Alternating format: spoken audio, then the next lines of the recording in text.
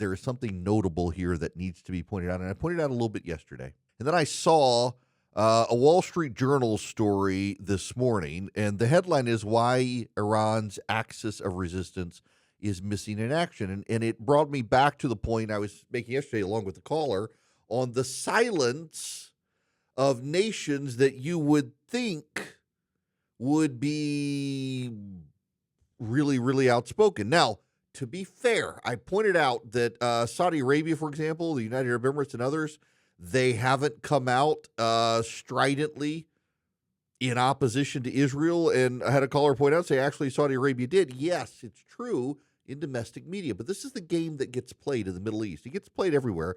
But the Middle East is really, really famous for this sort of thing, where you say one thing in your domestic media and something else internationally. And it's the stuff where the local voices aren't really listening that matters. Because after 80 years of indoctrination that Israel is evil, these regimes can't just turn around domestically and say, oh, nope, we love the Jews. They've been slow walking it. I mean, the United Arab Emirates now has flights to Tel Aviv and phone calls and relations, but it took some time to get there after the Abraham Accords. What's notable is that Saudi Arabia, the United Arab Emirates, and others are not making international threats. There's no restricting access of oil. There's no saber rattling that they're with Iran. There's no show of helping Iran. None of that from Arab neighbors.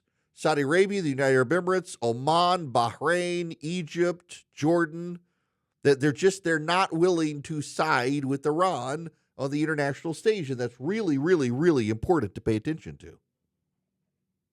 And then there's this. Let me read you some of this from the Wall Street Journal. For decades, Iran's leaders built up a network of allied militias in the Middle East that shared a hatred of Israel and America to gain regional influence and protect the regime. But as the theocracy is now fighting for its own survival, its allies are missing in action. Lebanon's Hezbollah, what's seen as the most powerful in Iran's axis of resistance, hasn't fired a single missile since Israel attacked Iran. Its military capabilities and leadership have been decimated by Israeli forces over the past year. Hamas, the Palestinian militant group, is a shadow of itself after 20 months of war with Israel and has seen its leaders killed and Gaza destroyed. In Iraq, Iranian-backed Shiite militias haven't targeted U.S. bases as they have in the past, and Yemen's Houthi militia fired several missiles at Israel on Sunday, but remained silent since. The bruising wars have left Iran's allies weary of taking on Israel, which has demonstrated vastly superior military and intelligence capabilities. Some are now focused on their own interests and have a lot to lose from an expanding war, such as Iraq's militia members who are now making fortunes in the oil sector. Others, like Hezbollah, are trying to rebuild and nursing grievances over the lack of support from Tehran during the group's war with Israel, according to Arab diplomats. For all of these networks right now, it's about survival, said Renad Mansour, a senior fellow and Iraq Initiative Project Director at Chatham House, a London-based think tank. They all understand the wrath of these type of military campaigns. Nevertheless, those calculations are likely to change for some of Iran's allied militias if the U.S. joins Israel in bombing Iran, say diplomats and analysts. The prospect of the U.S. fueling another Mideast war is all but certain to stir anti-American anger and prompt a response and solidarity with Iran. Maybe not. Why should it? Iran has funded a vast terror network throughout the Middle East and around the world. They're suddenly now silent. They haven't engaged. They haven't fired their weaponry at Israel. Israel, of course, has decimated Hezbollah and Hamas. But the Houthi, they're not taking any action. The Iraqi militias are the interesting one because the Iraqi militias, remember, they made life difficult for the U.S. They're not right now. But then there's China and there's Russia. Certainly Russia has come out and said the U.S. should not get involved. It could cause nuclear fallout, and they don't mean nuclear war. They mean that if we drop bunker busters on the Fordo facility, it could cause highly enriched uranium to escape into the atmosphere. China has been sending 747 cargo liners to Iran to assist, but they haven't been very public. It's like they kind of understand time is running out for the Iranian regime. The clock is ticking on Iran. They understand that what's coming could be the end of their funding source, and that Israel has largely won unless the tide dramatically changes. Here is a view close to but outside the Trump administration on CNN. So what is your assessment right now? Should the U.S. stay on the sidelines?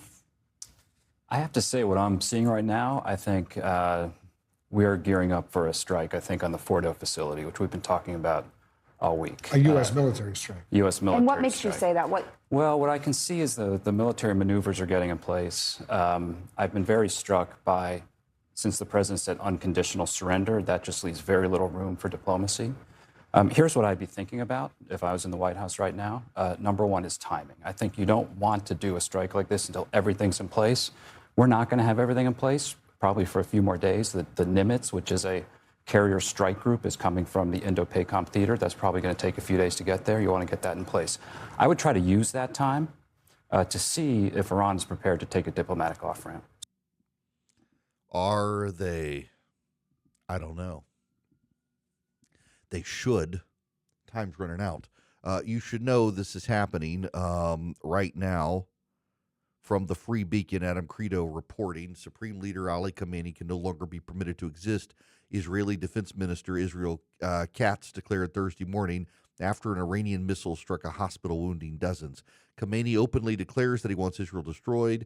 He personally gives the order to fire on hospitals. He considers the destruction of the state of Israel to be the goal. Katz told reporters shortly after Iran hit the Soroka Medical Center in Beersheba, such a man can no longer be allowed to exist. That's the defense minister of Israel. At least 42 Israelis were wounded when Iran fired more than 30 ballistic missiles at civilian areas across Israel, injuring more than 40 people, at least 6 of whom were seriously hurt, according to the Times of Israel. The attack critically injured an 80-year-old man and 2 women in their 70s, while another 18 people were lightly injured as they scrambled to bomb shelters.